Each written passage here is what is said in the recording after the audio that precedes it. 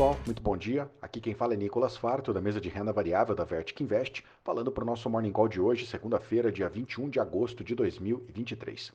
E o mercado opera misto agora pela manhã, com a inflação da Alemanha e a taxa de juros na China fazendo preço hoje, e o simpósio de Jackson Hole nos Estados Unidos em destaque para essa semana.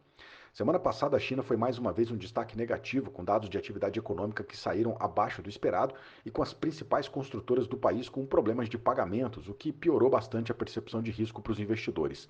Nessa madrugada, o governo chinês anunciou queda na taxa de juros de 1 ano, mas manteve a taxa de juros de 5 anos inalterada. O anúncio frustrou o mercado porque todo mundo estava esperando um corte mais agressivo nas duas taxas de juros para estimular a economia por lá. Na Europa, o viés é positivo depois que a inflação ao produtor da Alemanha caiu mais do que o esperado, o que melhora as condições para o Banco Central Europeu conduzir a política de juros na zona do euro. A expectativa é pelo discurso da presidente do Banco Central Europeu, a Christine Lagarde, que tem participação programada no simpósio de Jackson Hole, lá nos Estados Unidos, nesta sexta-feira. Indo para os Estados Unidos, a semana passada fechou negativa por lá, com o Dow Jones acumulando queda de 2,2%, S&P caiu 2,1% e o Nasdaq acumulou a semana com uma queda de 2,22%. O destaque na última semana por lá foi a publicação da ata da última reunião do Banco Central americano, que aumentou a taxa de juros em 0,25%.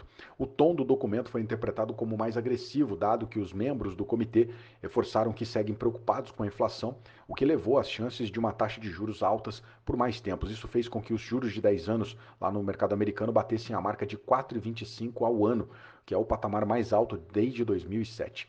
Na semana, o mercado por lá se prepara para o simpósio de Jackson Hole, que começa no dia 24 e vai até o dia 26 de agosto. Vários banqueiros centrais e economistas influentes vão participar desse evento, mas o destaque deve ficar para a fala do presidente do Banco Central americano, Jerome Powell, que tem participação agendada também na sexta-feira, e claro, a fala dele pode dar mais pistas sobre a condução de política monetária lá no mercado americano.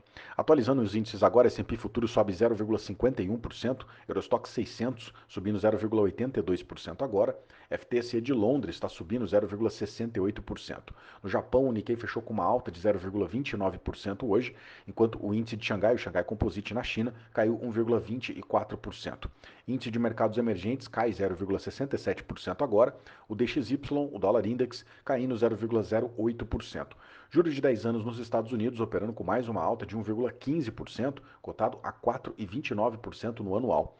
Índice de commodities da Bloomberg subindo 0,74% agora e o petróleo acompanhando esse movimento altista. O petróleo WTI está subindo 0,93%, cotado a 81 dólares e 41 centavos o barril, enquanto o petróleo Brent sobe 0,88%, cotado a 85 dólares e 55 centavos o barril. Petróleo em alta hoje na esteira desse anúncio de queda de taxas de juros na China e com o lado da oferta também contribuindo, dado que os principais países da OPEP anunciaram corte de produção. O minério de ferro também fechou com alta nessa madrugada na China, lá em Dalian. O minério hoje subiu 0,91%, fechou cotado aos 106 dólares e 38 centavos a tonelada. Por aqui, o Ibovespa fechou a semana passada com uma queda acumulada de 2,3% e fechou cotado aos 115.409 pontos. Dólar na semana subiu 1,4%, fechou aos R$ 4,97. O IBCBR que saiu na semana passada mostrou queda na atividade econômica brasileira na comparação entre o segundo trimestre desse ano e o segundo trimestre do ano passado. Mas o grande destaque por aqui na semana passada foi para o reajuste dos preços de combustíveis feito pela Petrobras, o que por um lado é positivo para a ação da empresa, mas por outro lado, do lado da inflação, deve prejudicar o ciclo de queda na taxa Selic.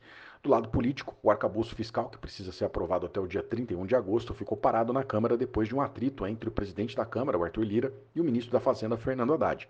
A expectativa é de que hoje os líderes da Câmara se encontrem com o ministro da Fazenda, com o Fernando Haddad, para definir alguns pontos do texto que pode ser votado ainda nessa terça-feira. Bom, para finalizar, o nosso destaque de agenda aqui para essa semana deve ficar para o IPCA 15, que vai sair na sexta-feira. O time do Itaú está projetando uma alta de 0,19% depois do fim do programa de desconto sobre os veículos e também com a volta da cobrança de PIS e COFINS sobre os combustíveis. Bom, esses são os destaques para o dia de hoje. Eu agradeço a sua companhia e te desejo um excelente dia. Grande abraço, valeu, até amanhã.